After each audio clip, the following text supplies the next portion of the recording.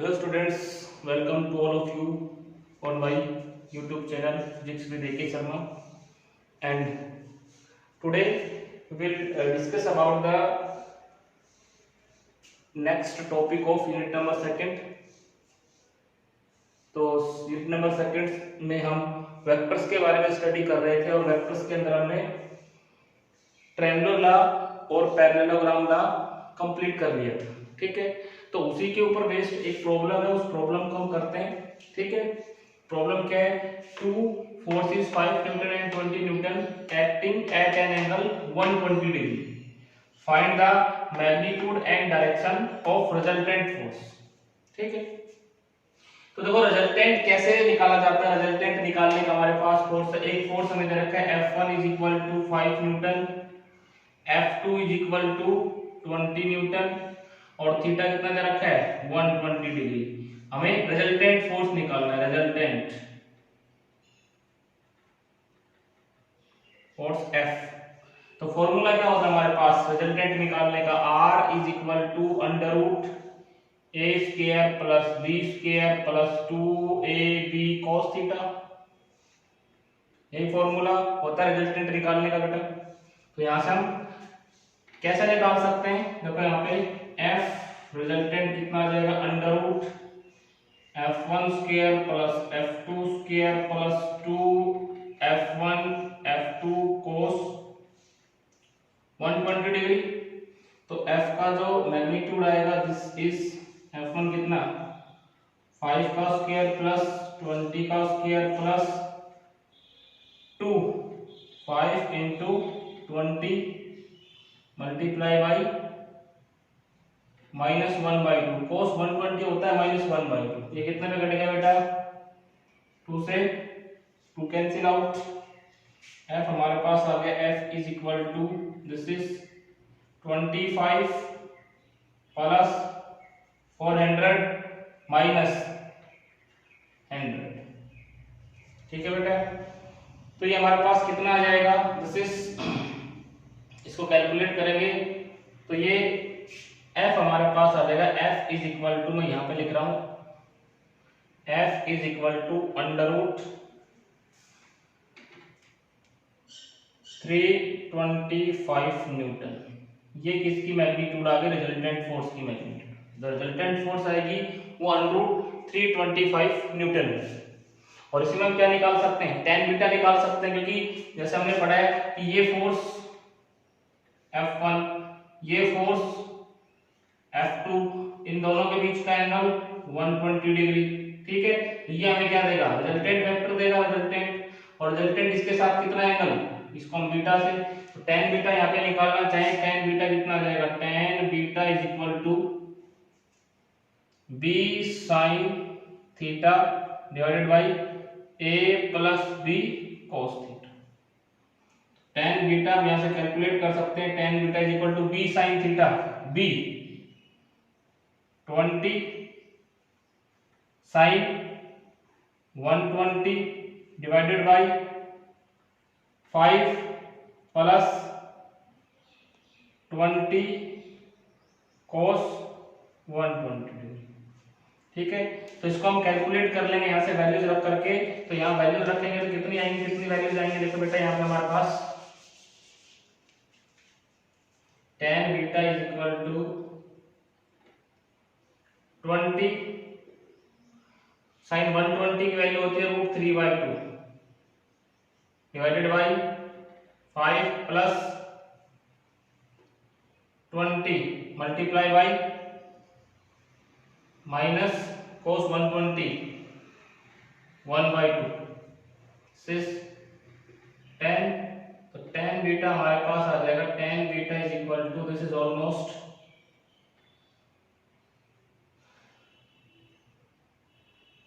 20√3। ये 10 पे कट जाएगा, 10 लिख लेते हैं इसको, और ये हमारे पास आ गया -5। तो यहां से हम tan बीटा की वैल्यू कैलकुलेट कर सकते हैं। ठीक है, यहां से tan बीटा की वैल्यू आ जाएगी और यहां से ये हमारा रिजल्टेंट फोर्स का मैग्नीट्यूड आ जाएगा। ठीक है, अब नेक्स्ट हम चलते हैं कि condition for zero resultant vector कि कब रिजल्टेंट वेक्टर जीरो होता है। Condition for zero resultant vector, यहां पे देखो कंडीशन फॉर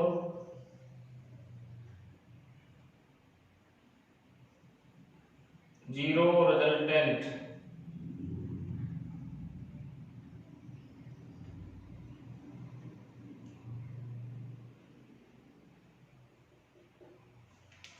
तो condition for zero resultant vector क्या होता है कि three vectors are acting at a point, if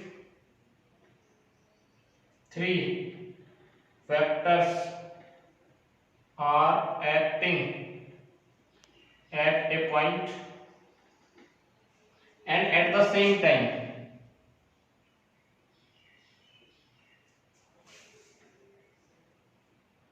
they represent their magnitude and direction by three sides of a triangle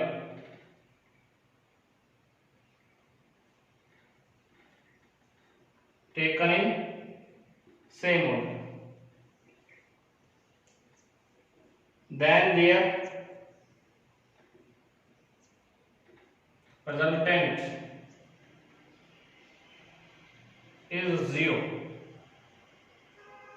ठीक है, मान लो ये एक वेक्टर है ए, ये एक वेक्टर है बी और ये एक वेक्टर है सी। तो देखो अगर सेम ऑर्डर में है, ये इधर भाई इसकी डायरेक्शन इधर, इसकी डायरेक्शन और इसकी डायरेक्शन इधर, क्योंकि हमने देखा है कि रिजल्टेंट वेक्टर जो होता है इन दोनों के क्या होता है, अपोजिट ऑर्डर में होता है। तो अगर तीनों वेक्टर एक ट्रायंगल को रिप्रेजेंट कर रहे हैं, थ्री साइड्स ऑफ ट्रायंगल को रिप्रेजेंट कर रहे हैं और तीनों सेम ऑर्डर में, तो इन तीनों का रिजल्टेंट क्या आएगा, जीरो आएगा। इसको ओ पी क्यू लिख देते हैं। तो यहां पे हम लिख सकते हैं OP vector plus PQ vector plus OQ vector is equal to क्या आएगा, जीरो। ठीक है, अगर ये वेक्टर जीरो आता है देन एक important condition A upon OP is equal to B upon P Q is equal to ये वेक्टर सी मान लेते हैं, सी अपॉन ओ क्यू। इन तीनों का रेशियो क्या आएगा, इक्वल आएगा। इन तीनों का रेशियो क्या आएगा, इक्वल। तो जब तीन वेक्टर किसी एक पॉइंट पे एक्ट कर रहे हो और वो तीनों सेम ऑर्डर में है, ठीक है, तो उनका जो रिजल्टेंट वेक्टर है वो जीरो है, उनका रिजल्टेंट क्या आएगा, जीरो है।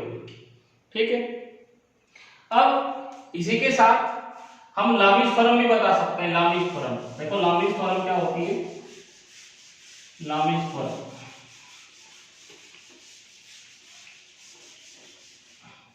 Lami's theorem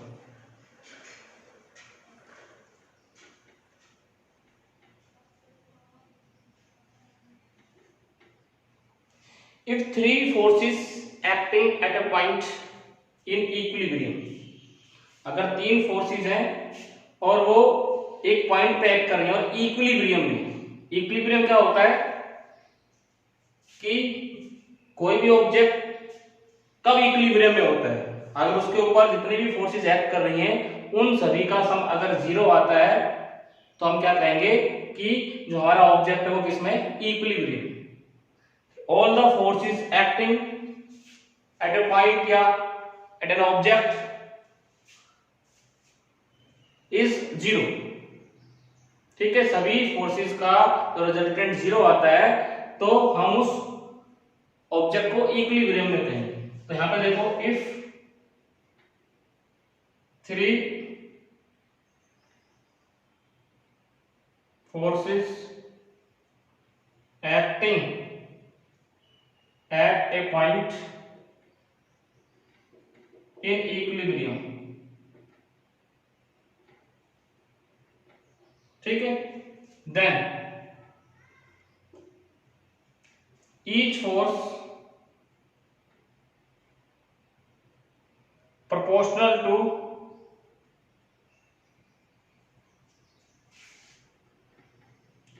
sine of angle between two other forces, ठीक है। कैसे, देखो मान लो ये एक पॉइंट पे तीन फोर्सेस एक्ट कर रही है,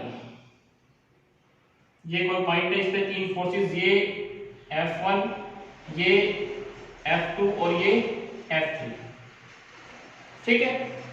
ये तीन फोर्सेस इस O पॉइंट पे एक्ट कर रही है, O A B C, ठीक है।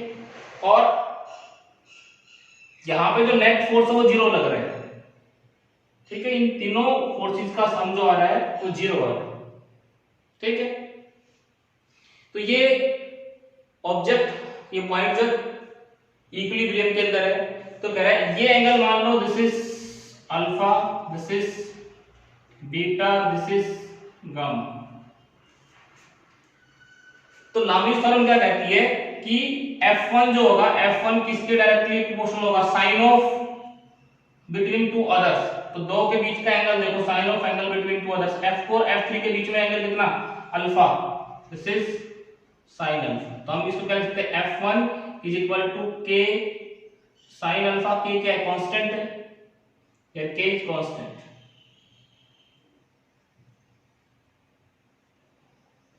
ठीक है। इसी तरह से इसके अंदर देखो F2 डायरेक्टली प्रोपोर्शनल किसके होगा, F2, F1 और F3 के बीच में angle beta, this is sign beta. तो F2 कितना आ गया, K साइन बीटा, K कितना आ गया, F2 अपॉन साइन बीटा, ठीक है। और इसी तरह से F3, F1 और F2 के बीच का एंगल देख लो, F3 directly proportional to sine of angle between F1 and F2, sine gamma.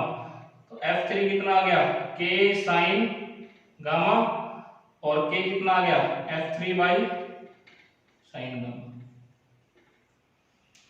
सो हम क्या लिख सकते हैं, भाई ये भी किसके बराबर, इसको ऐसे लिख सकते हैं, K is equal to F1 by sine alpha. तो K यहां भी कांस्टेंट, यहां भी कांस्टेंट, तो मैं इसको लिख सकता हूं F1 upon sine alpha is equal to F2 upon sine beta is equal to F3 upon sine. This is the condition for Lamy's theorem. Lamy's theorem क्या कहती है कि किसी पॉइंट के ऊपर तीन फोर्सेस एक्ट कर रही है, तीनों किसमें, इक्विलिब्रियम में, ठीक है। तो each force directly proportional to the sine of angle between two others, ठीक है। तो ये हम यहां से इस तरह से ये F1 किसके डायरेक्टली प्रोपोर्शनल होगा, F4 F3 के बीच में जो एंगल होगा उसका साइन, F3 किसके डायरेक्टली प्रोपोर्शनल, F1 और F2 के बीच में जो एंगल होगा, और F2 किसके, F1 और F2 के बीच में जो एंगल होगा उसका साइन। तो दिस इज लामीज थ्योरम। अब कुछ इंपॉर्टेंट पॉइंट्स हैं वेक्टर एडिशन को लेकर के, तो वो हम देखते हैं क्या क्या इंपॉर्टेंट चीजें हैं।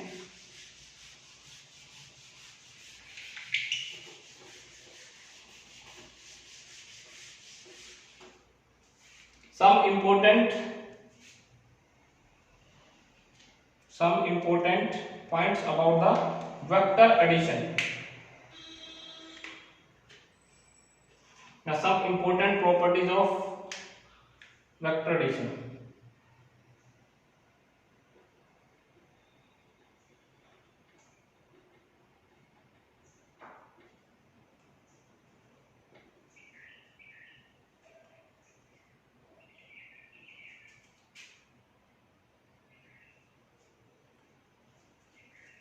ठीक है। तो फर्स्ट क्या है कि सेम नेचर के वेक्टर्स ऐड हो सकते हैं। फोर्स में फोर्स जुड़ेगा, वेलोसिटी में वेलोसिटी जुड़ेगा, ठीक है, डिस्प्लेसमेंट में डिस्प्लेसमेंट जुड़ेगा, एक्सेलरेशन में एक्सेलरेशन जुड़ेगा। ऐसा नहीं कि एक्सेलरेशन में हमने फोर्स जोड़ दिया या फोर्स में वेलोसिटी जोड़ दिया। तो सेम नेचर के जो वेक्टर्स हैं वो क्या हो सकते हैं, ऐड हो सकते हैं। तो same nature of vectors can be added, ठीक है। दूसरा क्या है कि वेक्टर एडिशन जो होता है कम्यूटेटिव होता है। वेक्टर एडिशन इज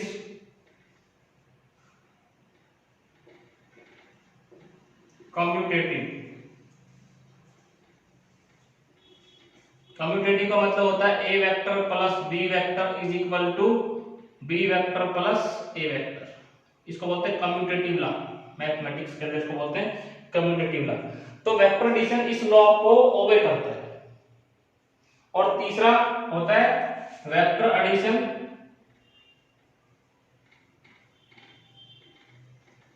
ओबे एसोसिएटिव लॉ। तो एसोसिएटिव लॉ क्या होता है, A vector plus B vector इसका bracket plus C vector is equal to A vector plus bracket B vector plus C vector, इसको भी ओबे करता है। ये मैथमेटिक्स में हम पढ़ेंगे +1 के अंदर कि ये कम्यूटेटिव लॉ होता है और ये एसोसिएटिव लॉ होता है। तो वेक्टर एडिशन जो होता है वो कम्यूटेटिव लॉ को भी ओबे करता है और एसोसिएटिव लॉ को भी ओबे करता है। तो कैसे ओबे करता है वो हम यहां से प्रूव कर सकते हैं। तो सबसे पहले कम्यूटेटिव लॉ को प्रूव करते हैं। तो देखो यहां पे मान लो हमने दो वेक्टर ले लिए, एक vector this is B vector और ये वेक्टर हमने ले लिया दिस इज ए वेक्टर, ठीक है। ये ए वेक्टर ये बी वेक्टर। तो इसका रिजल्टेंट हम कैसे निकालेंगे, ये पैरेललोग्राम हमने बनाया, this will give the resultant vector O P Q S, ठीक है।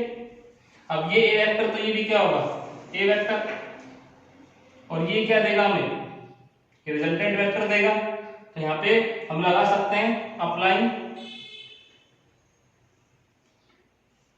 Triangular law of vector addition.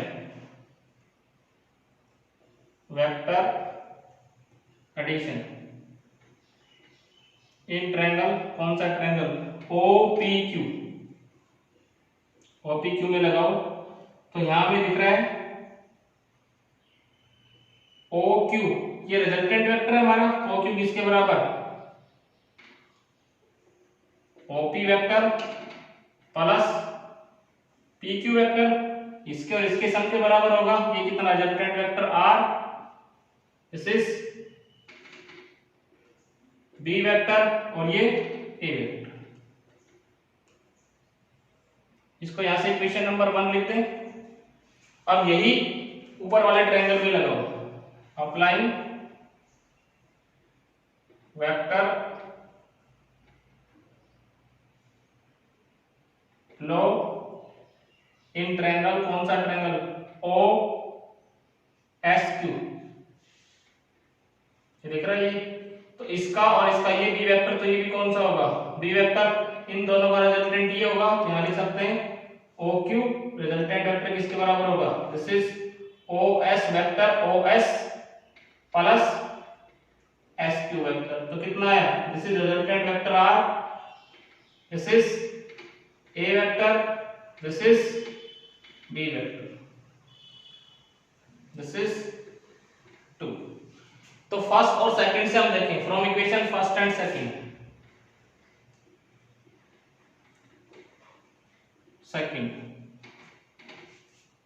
Are किसके बराबर है, ए प्लस बी के, यहाँ पे आर किसके बराबर है बी प्लस ए। तो हम क्या लिख सकते हैं ए plus A vector plus B vector किसके बराबर, B vector plus A vector. इसका मतलब क्या है, जो वेक्टर एडिशन है हमारा किसको ओबे करता है, कम्यूटेटिव लॉ को। यही लिखा हमने कम्यूटेटिव लॉ में, ए प्लस बी वेक्टर किसके बराबर होता है, B vector plus A vector. तो इसको हमने कैसे प्रूव किया, दो वेक्टर ले लिए, ठीक है, और एक पैरेललोग्राम बनाया। पहले इस ट्रायंगल में ट्रायंगुलर लॉ लगाया, फिर ऊपर वाले ट्रायंगल में ट्रायंगुलर लॉ लगाया और दोनों से रिजल्टेंट को मैच किया, ठीक है। इसी तरह से कम्यूटेटिव लॉ को भी हम प्रूव कर सकते हैं। तो कम्यूटेटिव लॉ देखो, कम्यूटेटिव लॉ क्या होती है कि A vector plus B vector, देखो यहाँ पे कम्यूटेटिव लॉ को, commutative law sorry associative law,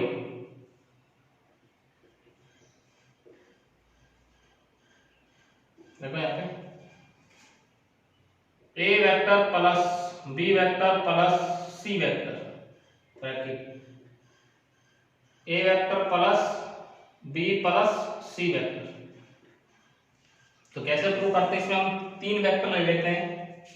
this is vector A, this is vector B, this is vector C, तीन वेक्टर। तो इन तीनों वेक्टर्स का रिजल्टेंट ये होगा, हमें पता है भाई अपोजिट डायरेक्शन में जो क्लोजिंग साइड होगी वो क्या देगा, हमें रिजल्टेंट वेक्टर देगा। तो यहां पे देखो ए और बी वेक्टर का रिजल्टेंट क्या होगा, दिस इज ये, और यहां पे देखो बी और सी का रिजल्टेंट वेक्टर ये होगा, O P Q S. Applying triangular law in triangle O P Q, इस वाले में लगाओगे। यहां पे हम देख सकते हैं ओ क्यू किसके बराबर आएगा, O Q is equal to O P vector plus P Q vector, क्या गया हमारे पास। तो यहां पे देखो ये मैं रिजल्टेंट वेक्टर लिख देता हूं इसको आर, ठीक है। तो ओ क्यू कितना आया हमारे पास, O Q is equal to A vector plus B vector, क्या गया हमारे पास ए वेक्टर प्लस बी, कितना आ गया A vector plus B vector. इसी तरह से इस ट्रायंगल में लगाओ P Q S, apply triangular law in triangle P Q S, P Q S दिख रहा है, पी क्यू एस, क्यू के एस में लगाएंगे तो यहां पे देखो पी एस रिजल्टेंट वेक्टर होगा, क्योंकि ये वेक्टर इधर, ये वेक्टर इधर, और ये क्लोजिंग साइड, ये वाली क्लोजिंग साइड। पी एस किसके बराबर, P Q vector plus S Q Q S vector.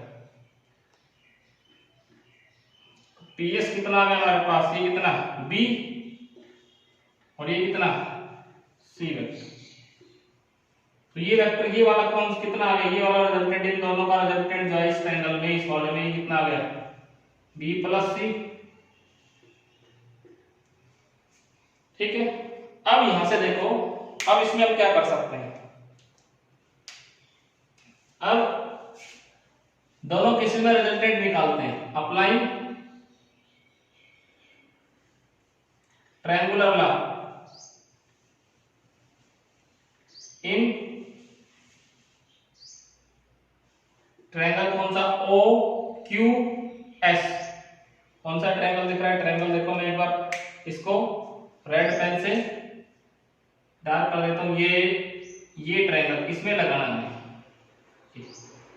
O Q S. तो ओ क्यू एस में लगाएंगे तो यहां पे देखो O Q plus S Q किसके बराबर होगा, ओ एस के, क्योंकि ये इसका और इसका रिजल्टेंट वेक्टर तो ये होगा, ठीक है। तो यहां पे देखो ये कितना है, O Q A plus B, और एस क्यू कितना प्लस सी वेक्टर, किसके बराबर आ गया, रिजल्टेंट के बराबर आ गया,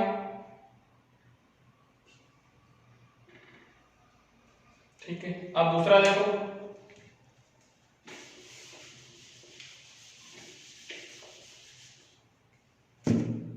इसमें देखो दूसरा ट्रायंगल अप्लाइंग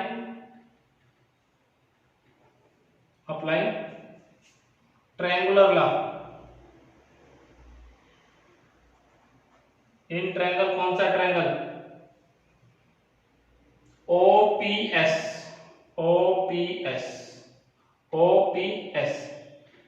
तो ओपी ये vector plus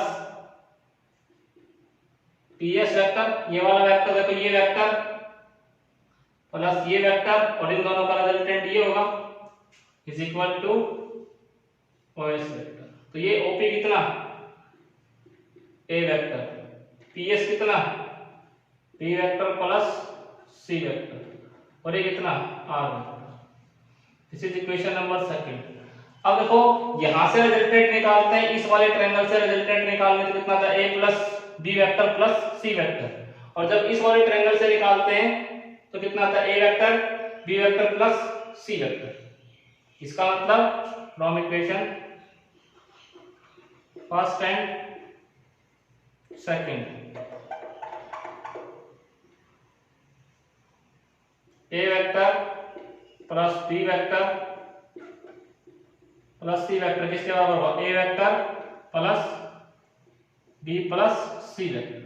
this is associative. तो वेक्टर एडिशन जो है वो कम्यूटेटिव लॉ को भी ओबे करता है और एसोसिएटिव लॉ को भी ओबे करता है। कैसे हम प्रूव कर सकते हैं, पहले ये वेक्टर निकालेंगे इन दोनों का यूज करके, ट्रायंगुलर लॉ यूज करके, उसके बाद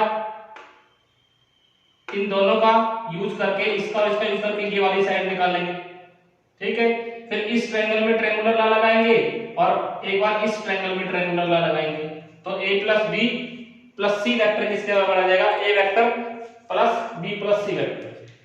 ठीक है बेटा, आज के लिए इतना ही, इससे आगे हम नेक्स्ट लेक्चर में पढ़ेंगे। Thank you.